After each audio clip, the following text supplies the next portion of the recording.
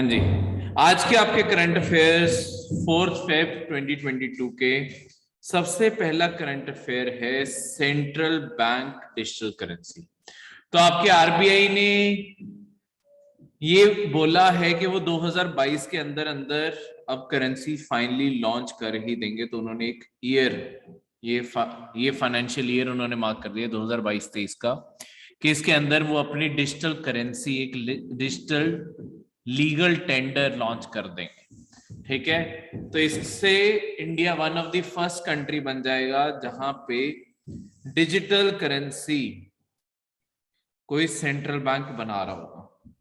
ठीक है, अब ये होता क्या है, ये लीगल टेंडर क्या है, हमने 2 दिन पहले पढ़ा था और आपको एक बार मैं दोबारा भी बता दूं।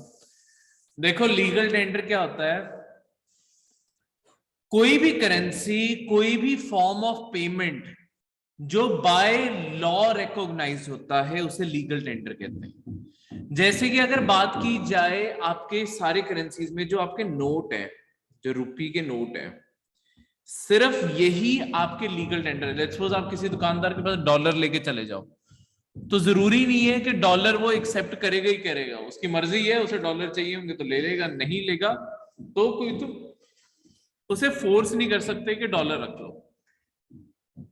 ठीक है, क्योंकि अपने आप में ये कोई लीगल गवर्नमेंट ऑफ इंडिया के द्वारा बैक्ड नहीं है। लीगल टेंडर हर देश का अपना अपना होता है। अमेरिका जाओगे, अमेरिका जाके इंडियन रुपी नहीं चलेंगे, वहां पे उनकी करेंसी चलेगी।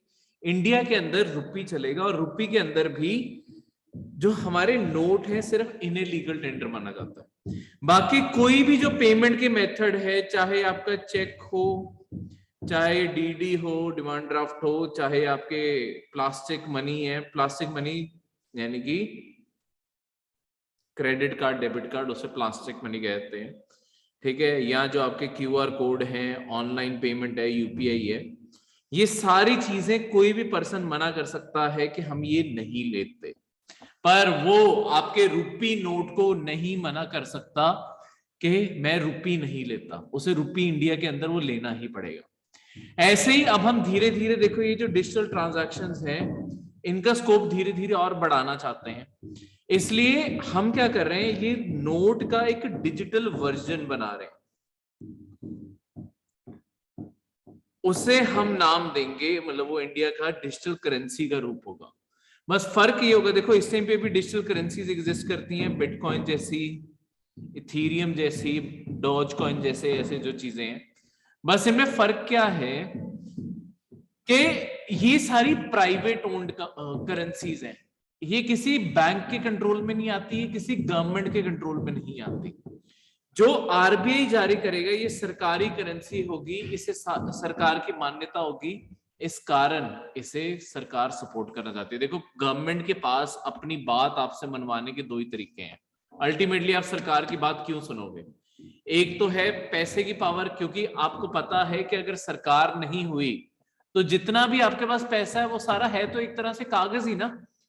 ठीक है तो मतलब अगर आपके पास नोट है, लेट्स सपोज 100 करोड़ भी हैं, पर सारे के सारे नोट में हैं, अगर गवर्नमेंट ऑफ इंडिया ही ना हो, वो अपने आप में तो कागज ही रह गया। ठीक है, तो इस कारण उसे रिकॉग्निशन देने के लिए सरकार की जरूरत है, क्योंकि सरकार गारंटी लेती है कि अगर आप मार्केट में ये 100 का नोट लेके जाओगे, आपको मार्केट में 100 रुपए की वैल्यू मिलेगी।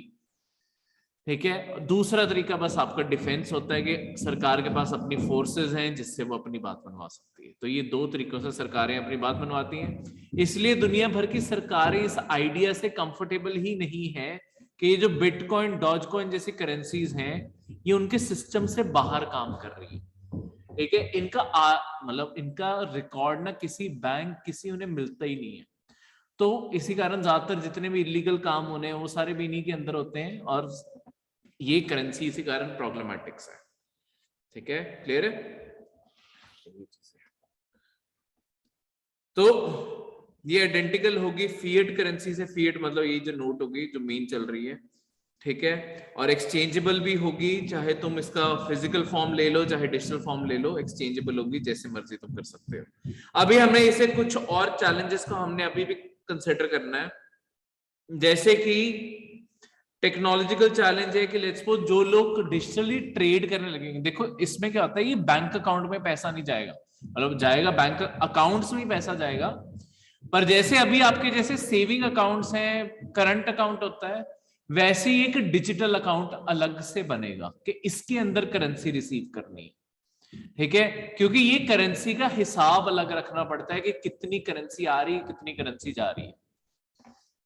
तो इनके लिए रिटेल कस्टमर्स इन्हें कैसे स्टोर करेंगे, उन्हें इसके लिए ट्रेन करना, उसके लिए स्कीम्स बनाना, बैंक्स भी तो ऑब्वियसली जुड़ेंगे, तो बैंक्स भी इंटरेस्ट रेट ताकि उनके पास तुम अकाउंट ओपन करो, ये सब कुछ करो, वो भी इस सारी चीज में करना है। दूसरा, इंटरनेट कनेक्टिविटी बहुत जरूरी होगी, क्योंकि जहां पे इंटरनेट नहीं चलेगा एक तरह से तुम्हारे पास वहां पे पैसे भी नहीं बचे, ठीक है, तो ये सारी चीजें भी इंश्योर करना जरूरी है।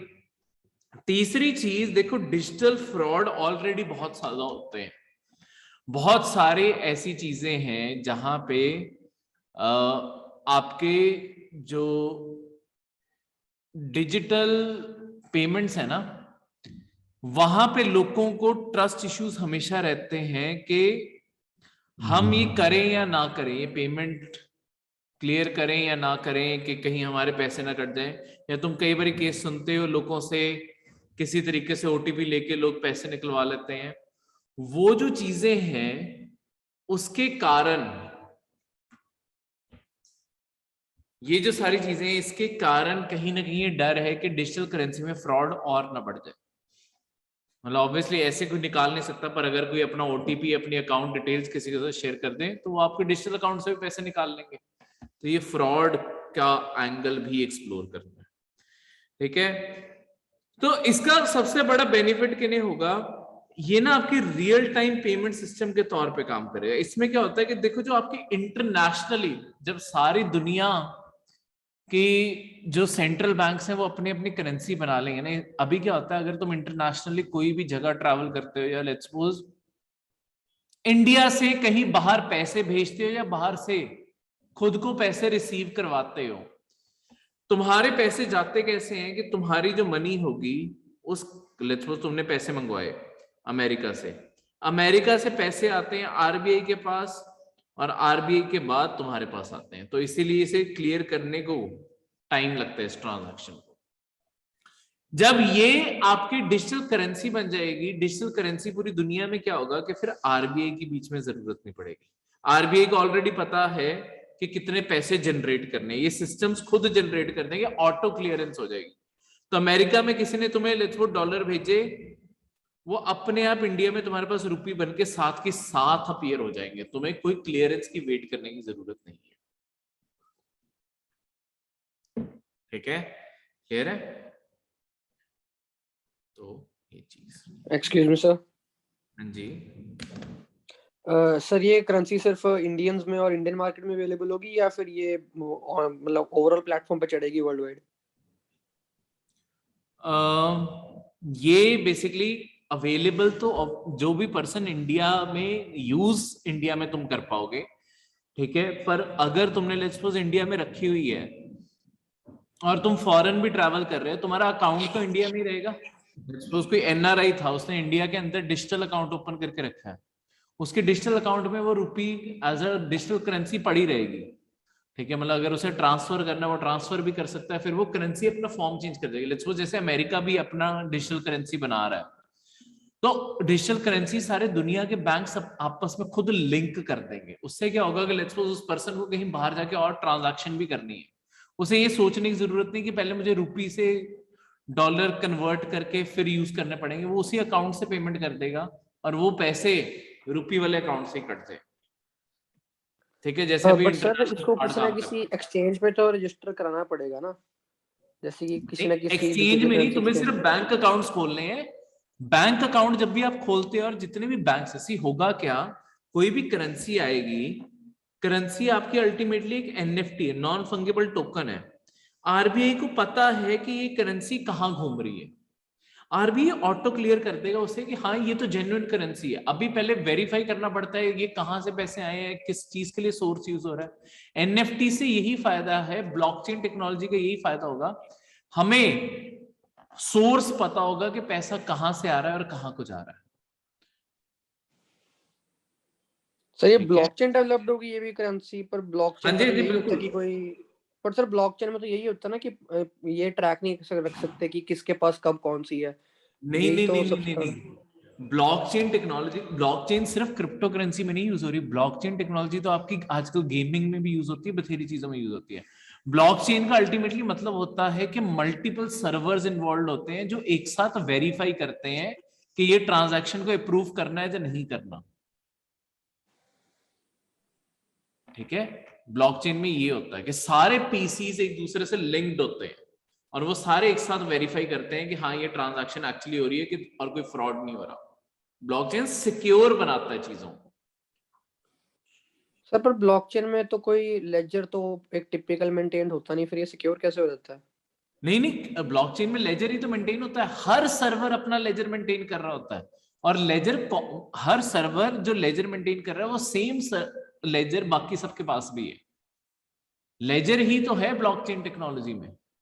ब्लॉकचेन बना ही इससे कि आपके सर्वर्स को एक दूसरे से कनेक्ट कर देना है। सारे सर्वर्स एक दूसरे से जुड़े होंगे। ठीक है? ये इस तरीके से जब ये कनेक्टेड होंगे तो आपस में ये सारी इंफॉर्मेशन शेयर करेंगे कि क्या तुम्हारे, लेट्स सपोज एक ट्रांजैक्शन हो रही है ए से सी तक। ए से सी को जो पैसे भेजे जा रहे हैं, अगर वो जेन्युइनली पैसे भेजेंगे, अपना कोड एंटर करेंगे, ये सबके पास वो टिक जाएगा। कोई अगर किसी के अकाउंट में हैक मार के पैसे निकालने की कोशिश करेगा, वो क्या होगा, एक आधा सर्वर कोई हैक होगा या मैक्सिमम चलो 3, सारे सर्वर हैक हो गए एक को छोड़ के। पर अगर एक सर्वर के पास रिक्वेस्ट नहीं पहुंची ना उसे क्लियर करने की, वो सारी ट्रांजैक्शन कैंसिल हो जाएगी। तो इसे हैक करना मुश्किल हो जाएगा। सर बट जो क्रिप्टोज हैं स्पेसिफिकली बिटकॉइंस हैं, इनका कोई लीगल लेजर नहीं मेंटेन्ड हुआ तक इतने सालों में, इसलिए जो मेन जो इन्वेस्टर्स होते हैं, जो ट्रेडर्स होते हैं, वो इसे रिकमेंड नहीं करते। तो फिर उसका लेजर, उसका ब्लॉकचेन अलग है? नहीं, नहीं, उनका जो, उनमें भी लेजर मेंटेन होता है। उनका लेजर पर क्या है, उनका लेजर प्राइवेट है। उनका लेजर पब्लिक को एक्सेसिबल नहीं है, गवर्नमेंट्स को एक्सेसिबल नहीं है। तो अगर वहां पे कोई फ्रॉड हुआ, गवर्नमेंट उसे ट्रैक नहीं कर पाती क्योंकि वो गवर्नमेंट चैनल्स के थ्रू पैसा निकला ही नहीं। वो जो सर्वर्स हैं वो गवर्नमेंट के है ही नहीं, और वो सर्वर्स कहाँ हैं सरकार को इसका भी आइडिया नहीं लगता। ठीक है? वो जो सर्वर्स हैं वो बहुत ही डिसेंट्रल, जो आपके बिटकॉइन और ये सारी चीजें हैं ना, इनके जो सर्वर्स हैं ये बहुत ही डिसेंट्रलाइज सर्वर्स है। ठीक है? जैसे कि तुम चाहो, तुम अपना घर पे एक जो पीसी है उसे एज अ रेंट आउट कर सकते हो कि वो बिटकॉइन के सर्वर के तौर पे काम करे। अब ऐसे पीसीस को जगह जगह ट्रैक करना ही बहुत मुश्किल हो जाएगा। ठीक है? सरकार बनाएगी तो सरकार प्रॉपर डेटा सेंटर्स बनाएगी। क्लियर है? जी अभी भी कोई डाउट है तो पूछ सकते हो। सर इस टर्म को क्या बोलते हैं, जो भी मैं वर्ड भूल गया इसके लिए, जैसे हम अपने आप इनको क्या बोलते हैं, मैं वर्ड ही भूल गया इसके लिए। सर जैसे हम अपने पीसीस को भी एक तरह का वो बना सकते हैं कि सर वो आजकल बताते नहीं, जैसे भी वो लोगों ने साइबेरिया जाके या कोल्ड एरियाज में जाके अपने पीसी सिस्टम्स वगैरह सेटअप करती हैं, हाँ, भी वो ब्लॉकचेन्स जो है उनको डीकोड करते हैं, कोड करते हैं, लेजर मेंटेन करते हैं, पता नहीं क्या बोलते हैं इसका, एक वर्ड आया था सर एक, आपके है सर रेफरेंस में वर्ड, या काफी लोगों ने इसको एज अ बिजनेस यूज किया था? मुझे क्या कहते हैं, तुम माइनिंग की बात कर रहे हो? हाँ माइनिंग माइनिंग माइनिंग, ठीक है सर, सॉरी। हाँ जी। ठीक है ठीक। तो बेसिकली जो माइनिंग भी है, ये सब कुछ है, वो यही होता है कि तुम अपने पीसीज रेंट आउट कर देते हो माइनिंग के लिए, पर उसके लिए अलग से कोडिंग करनी पड़ती है। ठीक है? उसके लिए कोडिंग की नॉलेज भी साथ में चाहिए, प्रोग्राम फीड करना पड़ता है।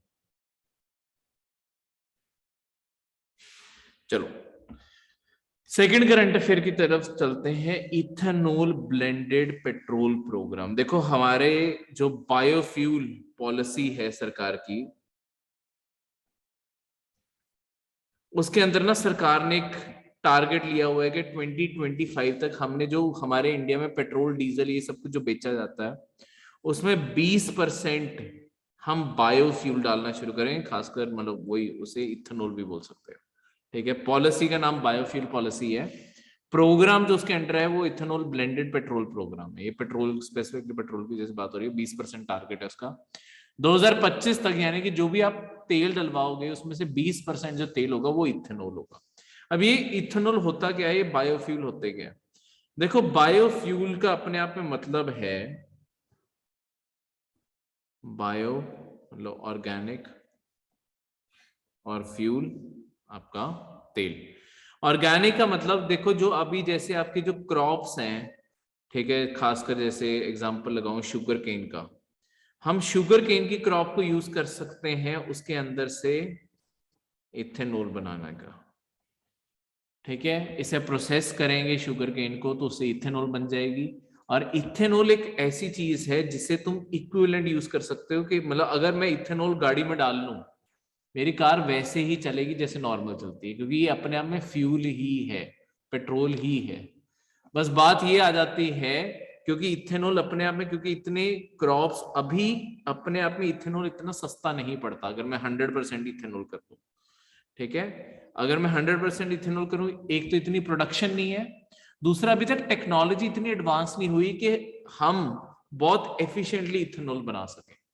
हम इसीलिए धीरे धीरे अपनी मतलब जो आपका वैसे क्रूड ऑयल है उससे ये सस्ता ही होता है, ठीक है, जो आपका मार्केट में तेल मिल रहा है उससे ये सस्ता होता है। तो हम क्या कोशिश कर रहे हैं कि हम जो क्रूड ऑयल उसके बाद रिफाइनरीज में भेज रहे हैं, वहां पे जो पेट्रोल तैयार होके आएगा उसके अंदर कुछ परसेंटेज हम ये वाला पेट्रोल डाल दिया करेंगे, दोनों को एक ब्लेंड तैयार कर दिया करेंगे, दोनों को एक मिक्सचर। और यही ब्लेंड आजकल आपके पेट्रोल पंप्स पे यही बिकता है। कोई पेट्रोल पंप वाले अलग से बोर्ड नहीं लगा होता, कुछ नहीं लगा होता, क्योंकि ये पीछे से रिफाइनरी से ही ऐसा तेल तैयार होकर आता है जिसमें दोनों चीजें मिक्स होती है।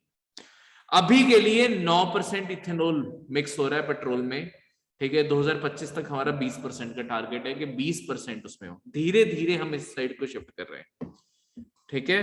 तो ये 10% इथेनॉल शुगर केन या जो भी फूड ग्रेन है उनसे निकाला जाता है, उन्हें मिक्स किया जाता है, और मतलब इसमें वही 10% इथेनॉल मिक्स है, 90% पेट्रोल है, ताकि आपके इंपोर्ट बिल कम हो सके और हम इंडिया के अंदर ही पेट्रोल के सोर्सेज बना सकें इंस्टेड, क्योंकि तेल तो हमें ज्यादातर बाहर से मंगाना पड़ता है, इंडिया के अंदर कोई ज्यादा तेल के रिजर्व्स है नहीं।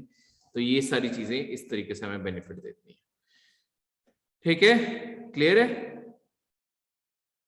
तो ये सारी चीज। अब अगली चीज, अगला करंट अफेयर, तीसरा जो करंट अफेयर है वो भी आपका तेल से जुड़ा हुआ है। वेस्ट टेक्सास इंटरमीडिएट आपके अब आने वाले दिनों में आपके तेल के दाम थोड़े से ज्यादा नहीं हुए, 2-3 रुपए ओवर लॉन्ग टर्म, थोड़े थोड़े पैसे कर करके 3-4 रुपए, मतलब लॉन्ग टर्म में आपका तेल सस्ता हो जाएगा। क्योंकि आपके जितनी भी दुनिया में ऑयल प्रोड्यूसिंग कंट्रीज हैं जो तेल बनाती हैं, वो और तेल निकालने लग गई हैं। तो ऑब्वियसली तेल, देखो इकोनॉमी जो होती है ना, वो इसी प्रिंसिपल के ऊपर चलती है कि आपकी मार्केट में सप्लाई कितनी है किसी चीज की और उस चीज की डिमांड कितनी है। ये जो तेल बनाने वाली कंट्रीज हैं, इन्होंने अपनी एक ऑर्गेनाइजेशन बनाई हुई है जिसे कहते हैं ओपेक। ओपेक, ठीक है, मैं नीचे आपको organisation of petroleum exporting countries, ये सारी कंट्रीज हैं जो है, ये सबका मैप दिया हुआ है, ठीक है। ये ओपेक, इन सारी, ये वो दुनिया की कंट्रीज हैं जहां पे आपका ऑयल के 90% रिजर्व्स इन्हीं कंट्री में मिलते हैं, ठीक है। और ये लोग दुनिया की सप्लाई, इसी कारण ये दुनिया की ऑयल सप्लाई कंट्रोल करते हैं। अब ये लोग क्या है कि अपने खुद के बेनिफिट के लिए, क्योंकि देखो अगर तेल महंगा होगा इनके प्रॉफिट अपने आप बढ़ जाएंगे, ये क्या करते हैं सारे कंट्रीज से मिलकर, क्या करते हैं सप्लाई ना कम कर देते हैं जानबूझ के, निकालने को इनके पास मशीनरी ऑलरेडी लगी हुई है, ठीक है। तो ये निकालने को और तेल भी निकाल सकते हैं, पर ये जानबूझ के सप्लाई गिरा देते हैं ताकि अगर मार्केट में तेल कम जाएगा, लेट्स सपोज सिर्फ 3 बैरल तेल जा रहा है, मार्केट में डिमांड 4 बैरल की है, तो ये 3 बैरल का प्राइस अपने आप ऊपर को चला जाएगा और महंगा हो जाएगा। तो इनके प्रॉफिट्स और ज्यादा बढ़ जाएंगे, क्योंकि मैं कंट्रोल कर सकता हूं ना कि मैं ये 3 बैरल उसे ही बेचूंगा जो मुझे पे कर सकता है। तो अपने आप ये चीजें महंगी हो जाती हैं। ठीक है, अब क्या कर रहे हैं, अब ये अपनी धीरे धीरे प्रोडक्शन बढ़ा रहे हैं। तो अगर ये प्रोडक्शन मतलब साल में कई बार कम कर लेते हैं फिर बढ़ा लेते हैं, ये वेरी करता रहता है। अब ये प्रोडक्शन बढ़ा रहे हैं तो ऑब्वियसली अगर सप्लाई बढ़ेगी तो प्राइजेस अपने आप गिर जाएंगे। ठीक है, ये ट्रेंड थोड़ा सा नीचे आ जाएगा। तो यही सारी चीजों का यहाँ पे असर पड़ता होता है। तो उसमें क्या है कि आपके ना अब जो इंटरनेशनली तेल के प्राइसेस होते हैं, इन्हें मेजर करने के लिए ना कुछ स्टैंडर्ड यूज किए जाते हैं कई जगहों का। देखो, तुम्हें कोई भी चीज को मेजर करना है, जैसे कि लेट्स सपोज 1 किलो चावल खरीदने हैं। अब केजी कितना क्या होता है, केजी एक स्टैंडर्ड है ना। किलो अब मेजर करने जाओगे तो वो किलो निकले। मैं कह दूं कि छोटी सी आइटम इतनी को किलो है, वो थोड़ी चलेगा, कोई स्टैंडर्ड फिक्स होना चाहिए।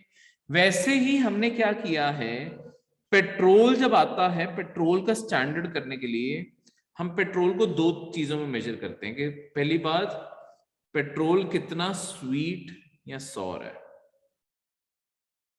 स्वीट या सॉर किस चीज को रेफर करते हैं, कि उसके अंदर सल्फर कंटेंट कितना है। देखो, जो तेल के अंदर सल्फर बहुत कम होती है, देखो जितना सल्फर होगा उतना वो तेल जलेगा कम, धुआं ज्यादा करेगा, तो इंजन की एफिशिएंसी गिर जाएगी, धुआं ज्यादा होगा, तो वेस्ट है तेल। जितना प्योर अच्छा, जितना स्वीट तेल होगा उतना उसे बेटर माना जाता है। ठीक है, तो होता क्या है, इसी तरीके से आपकी पूरी एक ग्रेडिंग तैयार की जाती है कि आपके तेल को कैसे ग्रेड करना है।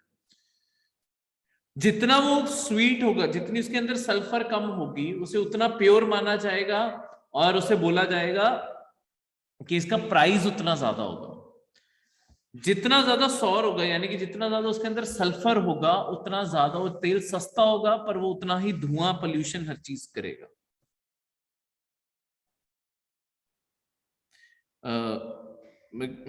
मोर वेस्टेज, हाँ जी विक्रम, अगर ज्यादा सल्फर होगी तो धुआं ज्यादा होगा, तो वो सारा मतलब फ्यूल एफिशिएंसी में नहीं हो जा रहा, एफिशिएंसी वेस्ट हो रही है। ठीक है, अब अगली चीज क्या है, इसलिए जो आप इंजन्स देखते हो वो भी भारत स्टेज, जैसे अब लेटेस्ट 6 आई हुई है, ये इंजन्स के अंदर भी ये कंपोनेंट होता है कि ये किस तरीके से सल्फर और नाइट्रोजन को कंट्रोल कर सकते हैं। पीछे भारत स्टेज 6 जो है, ये भारत स्टेज क्या होते हैं, ये भी नॉर्म्स हैं तेल के, कि किस प्योरिटी का तेल हमने मार्केट में बेचना है। उसके बाद इंजन के भी नॉर्म्स होते हैं कि इंजन कितना बेटर प्रोसेस कर पाएंगे। ठीक है, तो इस तरीके से हम इंजन से भी बेटर बना रहे हैं तेल। दूसरी चीज इसे देखा जाता है इसकी डेंसिटी को, कि आपका तेल लाइट है या डेंस है। ठीक है, जितना तेल लाइट होगा यानी कि उसकी डेंसिटी उतनी कम है, वो उतनी आसानी से फ्लो कर सकता है। जितना आसानी से तेल फ्लो कर सकता है उसे उतना अच्छा माना जाता है। जितना गाढ़ा तेल होगा यानी कि उसके अंदर बहुत सारी इंप्योरिटीज हैं और वो गंदा तेल है। तो इन चीजों से मेजर करके हमने दुनिया में 2 स्टैंडर्ड बना के रखे हैं, एक को कहते हैं वेस्ट टेक्सास इंटरमीडिएट और दूसरे को कहते हैं ब्रेंट क्रूड। ठीक है, ब्रेंट क्रूड आपके नॉर्थ सी से निकलता है, वेस्ट टेक्सास जो आपका गल्फ, मैक्सिकन गल्फ है, गल्फ ऑफ मैक्सिको कह लो। ठीक है, गल्फ ऑफ मैक्सिको, वहां पे जो तेल निकलता है, इन्हें हमने स्टैंडर्ड सेट कर दिया। देखो, क्योंकि एक यूरोप में है, एक अमेरिका के पास है, उन दोनों ने अपने अपने स्टैंडर्ड सेट कर दिए और बाकी सारी दुनिया ने इसी के अकॉर्डिंग प्राइजेस कर दिए। अब अलग अलग इंटरमीडिएट्स बनाने का, प्राइसिंग इंडेक्सेस बनाने का कोई फायदा नहीं है, बस इनके मुताबिक हम प्राइस डिसाइड कर लेते हैं कि इंटरनेशनली प्राइस क्या पे करना है या क्या प्राइस रखना है। लोकल मार्केट में भी प्राइसेस इसी के अकॉर्डिंग ही डिसाइड होते हैं, क्योंकि ऑब्वियसली क्रूड ऑयल का प्राइस इसके अकॉर्डिंग डिसाइड होगा, तो लोकल मार्केट का प्राइस अपने आप ही इसके मुताबिक चेंज होगा।